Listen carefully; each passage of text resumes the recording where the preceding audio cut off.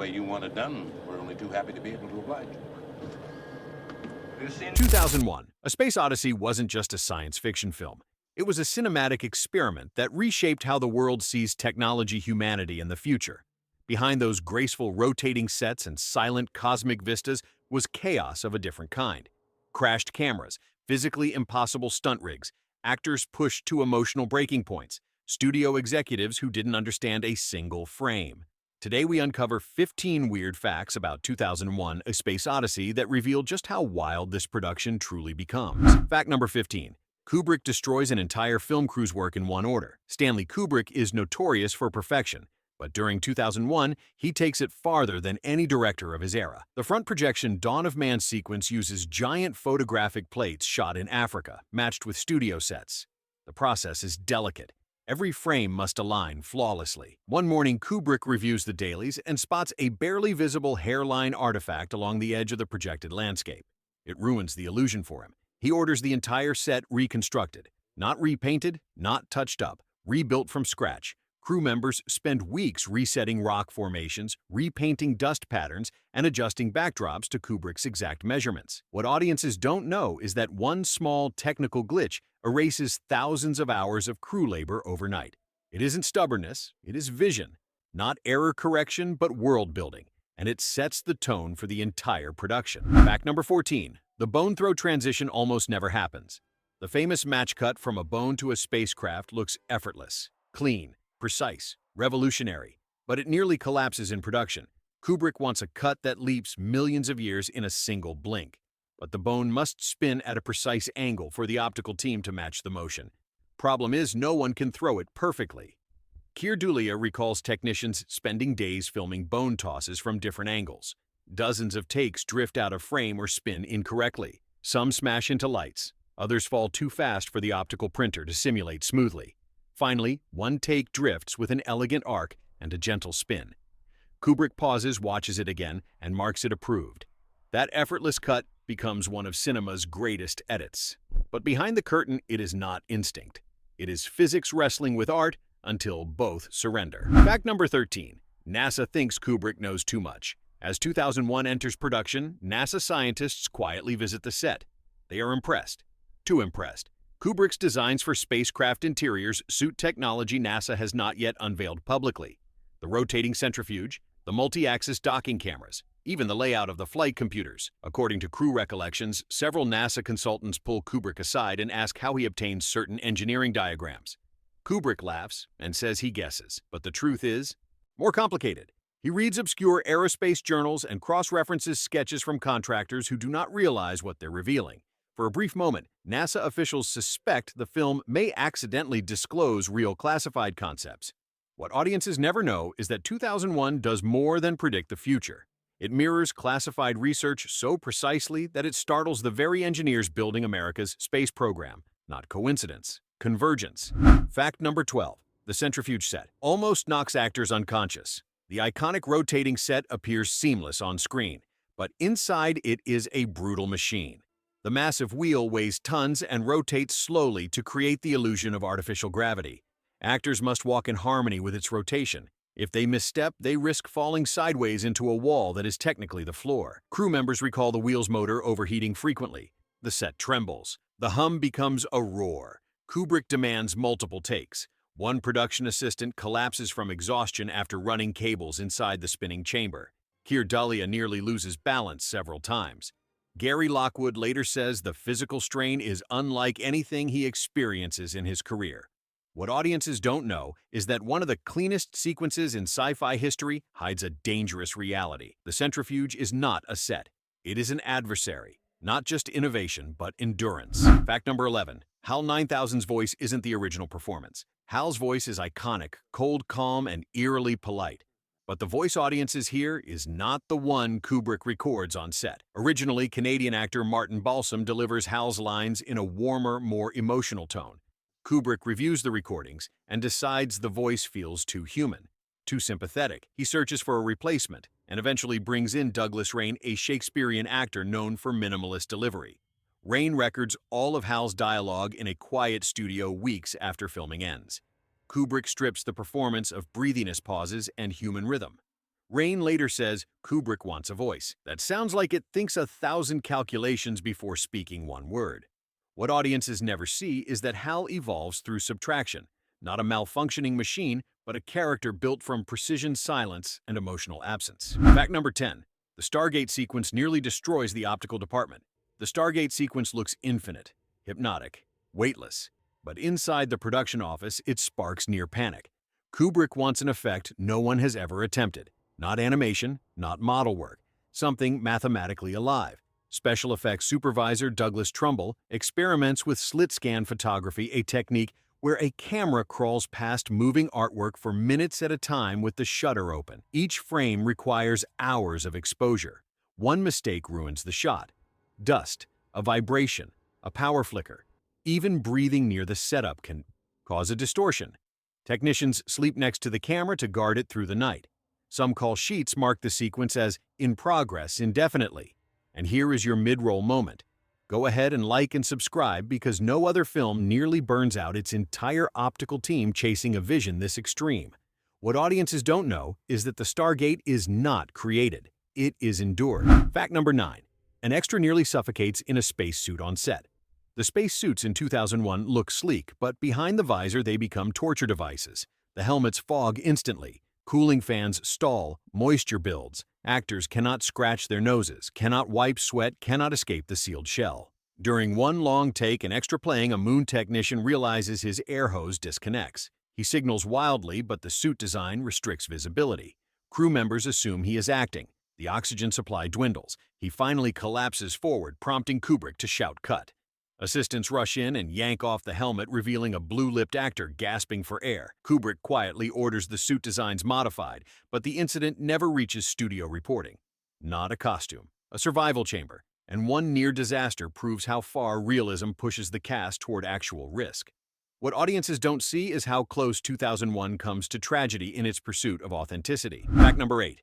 The ape's makeup takes so long that cast members break down. The Dawn of Man sequence depends on realism. Kubrick refuses cartoonish creatures. He hires professional mimes and movement artists, then orders makeup teams to build full facial appliances that articulate with every twitch of the performer's muscles. But the process takes hours. Not 2 hours, 6. Sometimes 8. Performers sit in chairs as latex hardens around their eyes. Claustrophobia sets in. One actor rips off his prosthetic mid-application and storms out. Another remains so still for so long he nearly faints from lack of circulation in his legs. On set, the heat from lights turns the suits into ovens. Performers rotate to cool down, but some still lose consciousness. Kubrick documents everything and pushes forward. When audiences praise the realism, they never know the cost. Not mimicry, but metamorphosis. A transformation so intense it pushes performers beyond physical and emotional limits. Fact number 7. The breathing inside the pod is recorded in a strange way. The tense sound of astronaut breathing during pod scenes feels simple, but it is one of the most difficult audio elements to create. Kubrick wants breath that feels human, yet isolated from the world. Not panic, not calm. A rhythm that mirrors a heartbeat before fear erupts. Sound designer Winston Ryder experiments with microphones inside metal tubes, helmets, and even underwater tanks. None of them work. Finally, he places a microphone inside a thermos canister and asks Keir Dullea to breathe directly into it through a plastic tube while lying on the floor. The shape of the thermos creates an unnatural hollow resonance. Ryder layers subtle mechanical hums beneath it, making each breath sound like a man floating between consciousness and oblivion. Audiences assume it is simple Foley work. It isn't. It is engineered isolation, a sonic portrait of loneliness in the void. Fact number 6. The monolith's original design fails miserably. Audiences know the monolith as a sleek black rectangle, mysterious, elegant, alien, but that design is a backup plan. The original monolith is made of acrylic and is fully transparent. Kubrick wants it to shimmer like an angelic artifact. When the crew sets it under studio lights, the effect collapses instantly. The monolith reflects everything: cameras, crew, faces, even the ceiling rig. Worse, it looks like a large sheet of glass rather than a mysterious object. Kubrick becomes furious. He orders new tests and eventually approves a matte black structure with no reflective properties at all. The result is iconic. Not revelation, but restraint. What begins as a glowing cosmic window becomes a silent, immovable symbol precisely because the original concept fails so completely.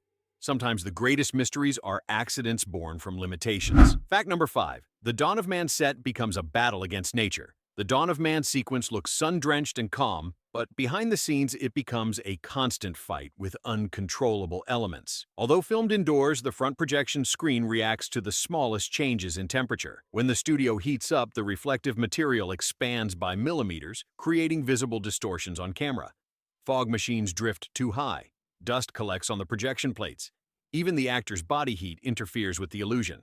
Kubrick halts shooting repeatedly, demanding that crew recalibrate every component. Production notes show entire days lost because sunlight through the studio doors contaminates the illusion of Africa with a single unplanned reflection. Crew members describe the set as scientific surgery with sand. What audiences never learn is that this quiet, prehistoric world is, in fact, a delicate machine on the edge of collapse. Not nature recreated, but nature resisted. Fact number 4. The moon base set nearly causes a security incident. MGM executives panic when British aerospace contractors visit Pinewood Studios for a private screening of early footage. The contractors are stunned. Kubrick's moon base interiors resemble prototypes developed under classified defense contracts. The hallway angles, the airlock architecture, even the Velcro-style attachment rails. Word spreads that Kubrick somehow obtains top-secret design cues. The studio receives calls from defense officials demanding explanations. Kubrick insists he merely studies scientific journals and extrapolates logically. But security officers still conduct quiet interviews with set designers to confirm no leaks occur. Nothing improper is found, yet anxiety lingers. For several weeks, certain set areas are locked after hours, and blueprints remain under strict supervision. What audiences don't know is that 2001 comes dangerously close to triggering a government-level investigation.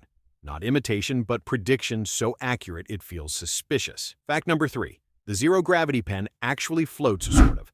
The pen rotating in midair as a stewardess retrieves it. Looks like early CGI, but digital effects do not exist yet. The team experiments with magnets wires in slow motion.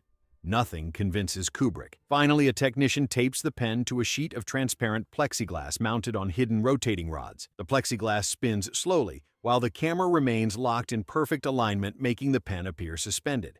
The trick is so delicate that even a fraction of vibration ruins the illusion. Technicians wear slippers to avoid floor noise. Some shots require 20 or more attempts. When the stewardess plucks the pen, it must detach cleanly without wobbling or revealing the glass surface.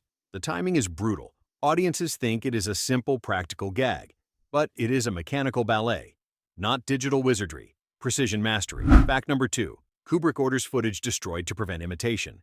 Kubrick fears studios will reuse 2001's groundbreaking effects for cheaper sci-fi films. So, after production wraps, he demands that certain unused model footage be destroyed. Miniature spacecraft plates, unfinished optical composites, even alternative Stargate experiments. Some crew members quietly protest, calling the order cinematic vandalism. But Kubrick insists that the film's language must remain unique. By eliminating the raw materials, he ensures no one can recycle the imagery into TV shows or low-budget imitations. This decision shocks MGM accountants who expect the unused material to hold resale value. Yet Kubrick refuses.